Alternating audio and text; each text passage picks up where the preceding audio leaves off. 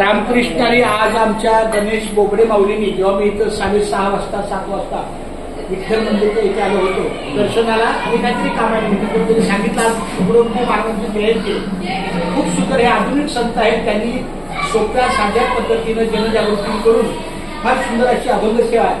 साधारण त्यांचा अभंग त्यांचा ज्ञानाचा उद्देश हा विद्यार्थ्यांना त्यावेळेला साधारण 80, 85, 90च्या काळात राजा सजी महाली सौखे कधी मिळाली ती सर्व प्राप्त झाली या झोपडीत माझ्या किंवा मलिनाय भाव मध्ये देवा मला पाव देव अशा सुंदर रूपाचं त्यांनी रचना केलेली आहे. आणि त्यांच्या आज जयंतीनिमित्त गणेश बोबडे माऊलींनी सांगितलं की कोसळी माणसं येत आहे.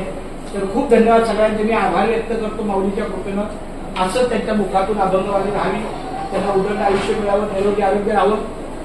माझं फक्त इथं रामकृष्ण लेखन असतं तेवढ्यातच मला समाधान वाटतं. त्यामुळे मी जास्त काय आपला जास्त वेळ मी कुठंच देत नाही. मी फक्त लेखन करतो. आता नवीनच सवय लागली मला गेल्या 2-4 वर्षापासून. खूप छान धन्यवाद. रामकृष्ण सर्वांना.